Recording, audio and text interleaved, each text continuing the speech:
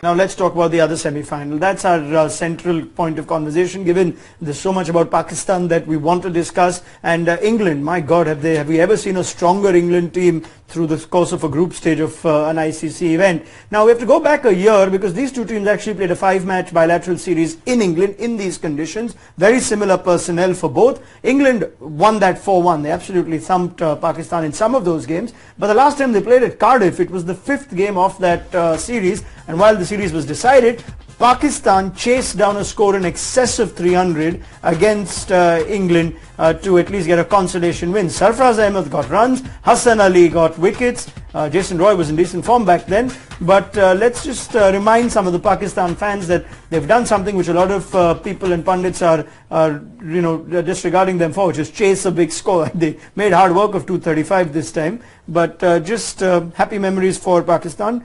Do you believe that they've got it in them to chase a big score against England? It's very likely that could happen. It's a it's a pretty quick turnaround for them. One day between the next semi-final sometimes can be a good thing. Get the bodies right firstly. I don't think if England score 300, Pakistan can get them at this point. Okay. From whatever we've seen of Pakistan in this tournament, you never know. But if England get 300, they'll win the game. What is their best chance against England? Looking at the strength that England have, both batting first and chasing, what we saw against Australia was amazing. But what is Pakistan's best chance? You know what, I think obviously we talked about their bowling already. I would definitely say their bowlers, for sure. And if it happens to swing like it did a couple of games ago in Cardiff, then it makes a difference as well. But, I mean, obviously England are going to go in as favourites. And you talk about, can Pakistan chase down a total like 300? They've got it in them. Whether that comes out is another story.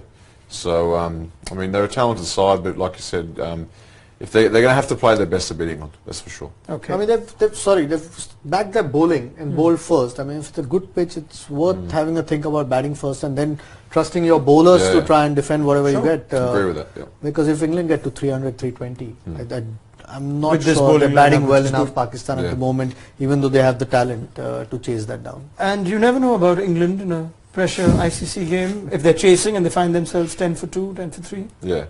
I mean, absolutely. I mean, England still have to prove. I mean, they've talked about themselves being a great side, and a lot of media attention around them in England. They're talking about how great they are. And I'm not. Well, great. The words from Sam Billings, where the rest of the world is petrified. Yeah, all that stuff. Yeah. Well, fine. But at the end of the day, they do have to. I mean, to prove that, they've got to win. Yeah, they've got to win a big event like this. You know, so the pressure is actually on England to win this event, that's for sure, on their home turf. I love what Darren Lehmann said at the press conference when asked on whether they should... I think some silly media question, should you play like England? And he said when they start winning World Cups, maybe, and fair enough, that's true. Absolutely. All right, thank you very much. Sean Tate, Ajit Agarkar, more from you on the other side of the break. It's time for us to take a quick breather. When we come back, there'll be a bit more as we build up to the semi-finals of the Champions Trophy.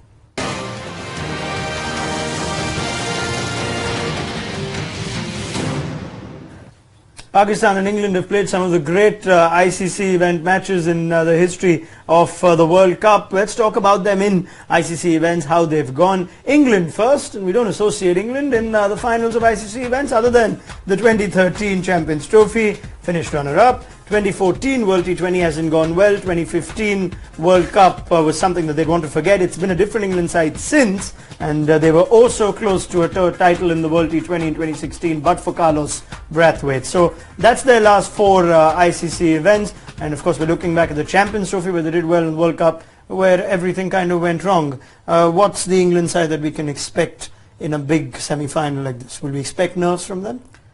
I'm sure there'll be nerves, and sometimes not such a bad thing to have nerves. I think keeps you honest, it doesn't get you complacent, because they're clearly the favourites going into that semi-final. You still have to go and play good cricket. I mean, we saw Sri Lanka didn't feel that well, and from almost a winning position, let that game go. So you want to be at the top of your game come these 2 games. So England, this is a different England team. I think we saw all those results, but this is an England team with a lot of depth, bowling and batting. Are they looking at any potential changes? Jason Roy? Jason Roy is definitely a potential change. They're talking about Bairstow in that side maybe, and Billings is there, but I think, like Stephen Fleming said a few days ago, it's getting close to a decision being made there. They did say they were going to back him in through the tournament, but now they're getting to a stage where they need a win. So if they're carrying a guy, then who knows? Okay, what about Pakistan now, and how have we gone in recent ICC events? Pakistan, well, it's not been great because 3 out of the last 4 they've only made it to the league stage, beg your pardon. 2015, what a quarter-final that was at Adelaide against Australia. Gave us probably the most exciting cricket to watch when Wahab Riaz bowled to Shane Watson. But at the end of the day, they only managed a quarter-final, so they've not even made the semi-finals. The last time that happened was the 2011 World Cup. We all remember how that turned out. But just your thoughts, whether this team doesn't have much experience with playing finals in ICC events or knockout games in ICC events. Good thing sometimes?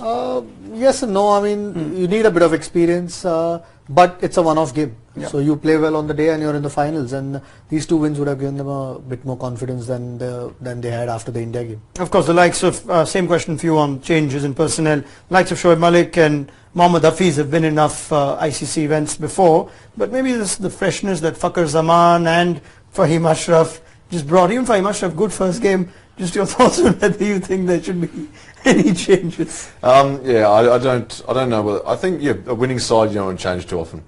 I know I've said that a few times, it's getting boring, but I think they're going to give these guys confidence after a great win and a good win a few days ago as well. So give these guys some confidence and take them into a semi-final. Thank you very much. Ajit Agarkar, Sean Tate, always a pleasure.